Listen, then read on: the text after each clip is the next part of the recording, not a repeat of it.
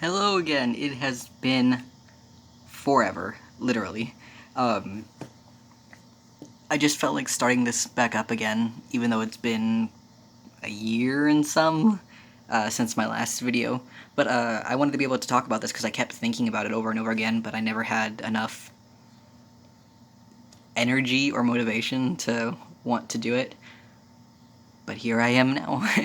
I wanted to talk about the messed up, weird way that I got on testosterone. No doctors close to me or anything like that do informed consent, so I had to go to a therapist to be able to get a recommendation letter to give to the doctor, who will say like, yeah or no, if they were going to put me on testosterone or not. My regular doctor, GM, I don't know what the word you use for it, the normal doctor I go to, she wouldn't do it. So whenever I finally found a therapist, this therapist, he was nice. Don't get me wrong. He was nice. He was sweet, but he did sort of a gatekeeping thing. He made me take a $50 mental evaluation test instead of just generally talking to me and seeing how I respond to questions or stuff. He gave me this $50 test that wasn't covered under my insurance, so I had to pay for it normally. But it asked those questions like, are you paranoid? Do you hear voices? Do you think about suicide? And I tried to answer a lot of it truthfully. Some of it I was like, should I answer it truthfully or not? Is this going to stop me from getting on testosterone if I answer too weirdly? But I finally got the test results of that back after 2 months. 2 months of waiting for this. That said, okay, you're fine. It took them another 2.5 weeks to actually write my recommendation letter that said, oh, Danny's in sound mind. He can make these decisions about himself. He knows that he's got anxiety and depression, but hopefully this will help him. After $50, hopefully it'll help me. So I took that to my regular doctor, and she said, like, well, I don't know anybody personally who can do this for you. But I think she broke, like, a patient-doctor confidentiality thing with this. She gave me a little index card that had the name and the phone number of someone who is a friend of mine now that was kind of going through the same thing I was, but he had found someone who could put him on testosterone. And I was so excited for this. I was nervous, very, because I ended up talking to somebody new over the phone through text, saying like, hey, your doctor gave me this of yours. We have the same doctor. Do you know about testosterone? That was definitely a little nerve-wracking. But I finally talked to them, and he's like, yeah, I go to see this doctor now. She's really cool. She's very understanding. I guess that would be the best word. But yeah, she's very understanding, and she can get you on testosterone like that. So I set up an appointment, which was a month later from like after that call, and I went to this doctor. There was so much I wouldn't have had gone through if I had known to go to this doctor first. She's really sweet. She's understanding. She's got I think it was like 2 teenage sons, so she knows how teenage boys act. I'm sorry, I just popped my finger. And I finally went in for the appointment. Cost me like $80, which is fine, whatever. At least, hopefully I'd get on testosterone. But she talked to me, and I tried to give her my recommendation letter. And I was like, here, I have this thing from my therapist. And she's like, oh, I don't need that. You don't need this $50 piece of paper thing that I paid for that's saying, like, I'm okay. She's like, oh, no, I can tell by the way you act that, and by the way you present yourself, that you need to be on testosterone and have this. I was like, thank you. Finally. Someone who just sees and can talk to me for a bit and know that, like, yeah, it's probably best that you get into testosterone. With all of, like, the tendencies and things that I've had in my past, like, the anxiety of not passing and stuff has made me quit jobs before. But she gave me my testosterone, and I was I was scared. I'm gonna be completely honest, because they used the 1.5-inch needle. That was scary, like really scary.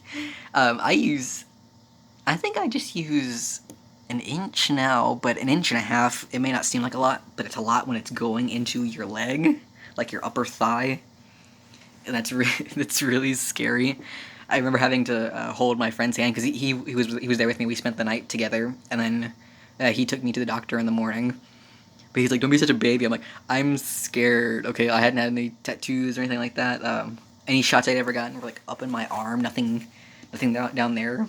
But after it happened, I was like, "Wow, I was such a wuss. Like, I really shouldn't be worried about this." Um,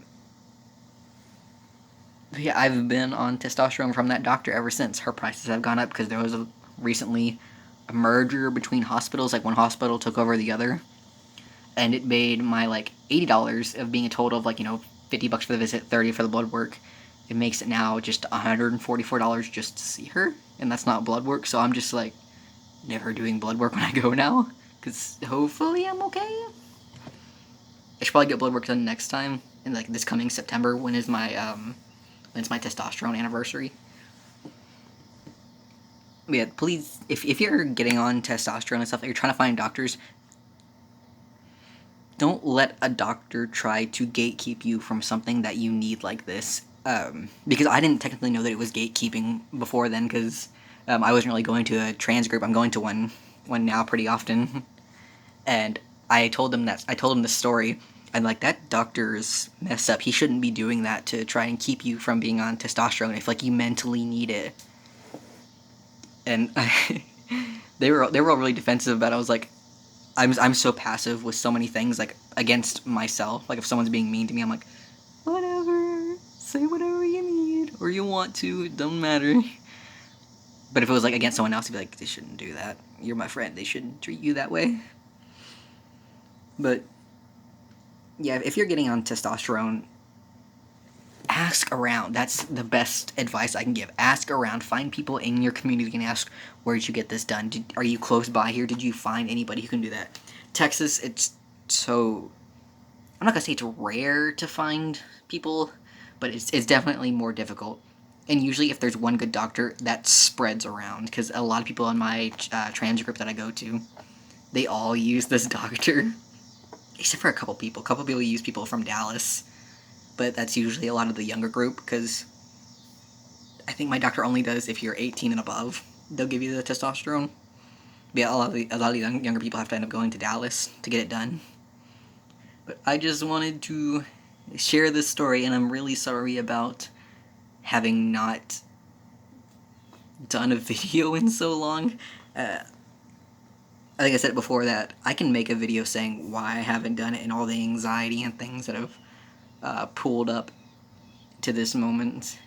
But I wanted to be able to just share and get these feelings out.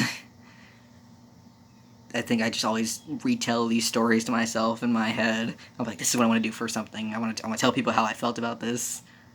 But I think that's why I wanted to do the YouTube stuff, because it helps me vent my emotions and get things out, and when other people hear it, they can either agree or disagree on how something went down. Like if that doctor or the therapist was actually right about giving me some sort of test to do before I could get on testosterone, because a lot of people I've talked to, they haven't had to do something like that.